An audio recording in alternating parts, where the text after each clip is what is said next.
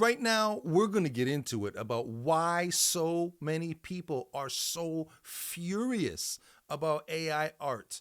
I have a theory. I'm going to share it with you. So take a look at this.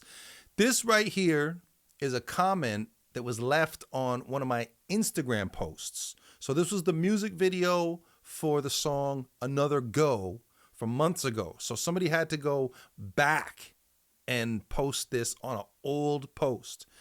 And what's interesting is that the guy who left this, I scrawled his name out because after he left this rude quote, and I kind of called him out in the reply, he deleted it and then he DM'd me and apologized for the tone while making it clear that he still feels the way he does about AI. Now, this is a guy who I haven't seen or talked to in like 15 years, but way back then, he was cool, he was humble, he was nice, he was generous, he worked on some of my events back in the day, but I haven't seen the guy in like over 15 years. And it's funny too, because like a couple days previous, I got thinking about the guy. I was like, oh, I wonder how he's doing. I hope he's doing good. Oh, I wish we would have kept in touch. He was a cool guy. And then this dude who I've never had any problem with, and as far as I know, we were only ever nice to each other, leaves me this rude comment because he's so like riled up over the fact that I'm using AI now, right? So what is it that is triggering this guy so hard? But it made me think about how for the last week and a half or so, my X feed has been absolutely chock-a-block packed full of people who I don't follow, quote tweeting videos and posts by people I do follow, being very like arrogant and dismissive. It's not just that they don't like AI. They're being very like snooty and holier than thou and grandstanding about, like they're walking around on their moral high horse. You know what I mean? So when I tried to get on X to find you some examples, I didn't need to scroll very far because this video has gone viral. Sorry to turn it down. This video has gone crazy viral, and my whole feed is filled with people reacting to it. And what's interesting at a glance is that people are having these hugely impassioned responses to it, but they're saying that like it's no good, it's not valuable, it counts for nothing. And that dichotomy there was like, okay, if it's so inconsequential, why are you so riled up about it, right? The whole thing is that it's not a fear of technology, okay? What these people fear is status collapse, right? Like film up to now has been gate-kept. Access to the best tools has been gate-kept. Access to the industry, to networks has been gate-kept. And now people can make stuff like this, where even if it's not right there at the level of what a Hollywood studio is going to do for $200 million in a big budget movie, is it 80% of the way there? Is it 90% of the way there?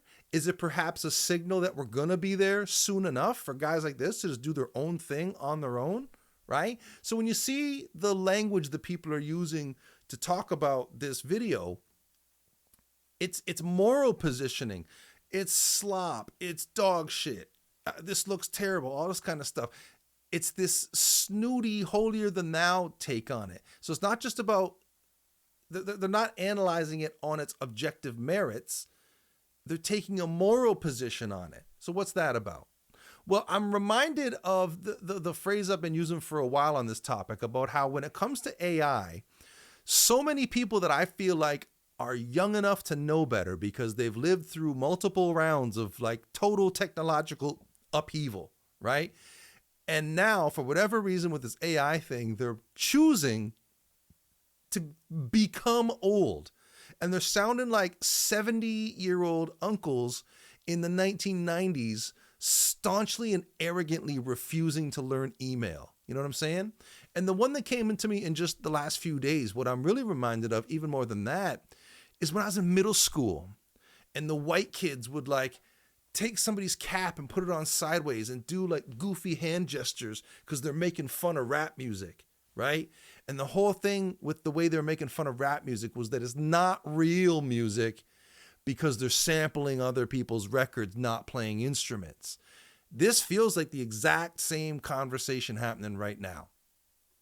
But the whole thing is it's not just fear, it's identity trauma, right? We're talking about people who went to film school. Their whole world is built around scarcity, and they went into debt to be able to have access to the industry and to the tools and to the ecosystem. And now you got guys like the Door Brothers coming out and sidestepping that whole thing and going out and doing whatever they want.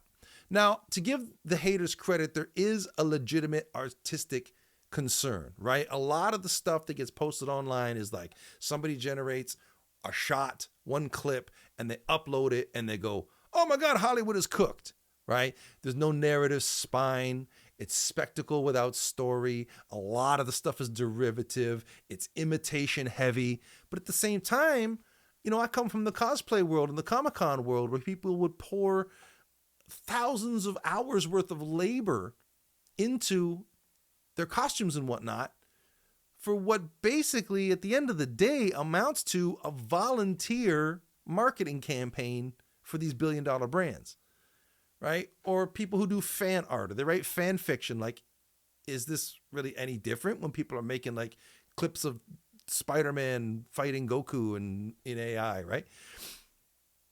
But what I hit upon just in the last day or two is I kind of feel like I had a bit of an aha moment when I realized that, and I don't want to like sound like I'm casting judgment on these people. I'm just observing a phenomenon. And what it looks like to me is there's kind of a jealousy thing that's leaking out sideways, that they're kind of telling on themselves in a way that they don't realize. The video's over. I'm going to get that off the screen. They're telling on themselves in a way they don't quite realize, because what I'm thinking is happening is that people who didn't spend the last 2 years jumping in and experimenting with this stuff are now seeing something like that go viral, and they're getting a sense of like how far out ahead this whole AI thing has gotten, and it's freaking them out. They feel like they missed it. And so they have to like look down their nose at it and have a snooty attitude because they don't want to like actually face how far behind they feel like they are. And then the irony is that they're really not, and anybody can like pick this stuff up and run with it and start making cool stuff right away. You know, you're not going to like make something as good as what the Door Brothers just made, because it's not about the individual shot, right? What's so great about what the Door Brothers made is that I even left a comment on it somewhere that said that like what these guys understand is that it's not just about the whiz bang shots with all the spectacle in it. They understand the importance of the small human moments. So the AI thing, right? So any idiot with an opinion can quote tweet where somebody has posted a clip of Spider-Man swinging by and saying Hollywood is cooked, and you can have an opinion about that. But that one shot with no context is not the point. The point is that people with actual vision and creative judgment and talent and storytelling chops and audience sensitivity now have this incredibly powerful tool at their disposal to be able to take the whole thing, which has been for decades about how cinema, movie making, it's a collaborative medium. You can't do it by yourself. That's what's so unique about it as a medium, is that you can only do it as this collaborative thing. And now that's all out the window because somebody with clarity of vision can sit down and make a movie on their computer by themselves, just like writing a novel. And it will take you months to do it right, just like writing a novel. And that's part of it too. I think people are intimidated by the whole aspect of like, well, if nothing's stopping me, why am I not doing it? And now you're talking about like staring into the abyss, dark night of the soul. What do I really have to say? Existential dread. You know what I'm saying? Which then brings us to kind of the real insight in all of this, which is that if AI is forcing artists to confront this question, if tools become abundant, what remains rare? And that's really what it's all about at the end of the day. So if you're watching this, hopefully that means that you are among the thinking elite. Yes, it's true. 90% of what's out there is going to be AI generated garbage, and 90% of people are not going to know or care the difference. But for the thinking elite, the people with taste and storytelling chops and audience sensitivity, it's going to be a new creative golden age. Now, I would love to find out what you think about this. Please leave a comment because this topic is so fascinating to me. Not just the AI thing, but the response to it as like a social phenomenon. I'm watching it like a show and I can't get enough of it. So let me know what you think about all this, where you see it all going. Are you participating in it? Do you follow any AI creators? What do you think the future looks like? Does it make you nervous or are you excited? I want to know. Let's keep the conversation going and flowing, and I'll see you on the next one.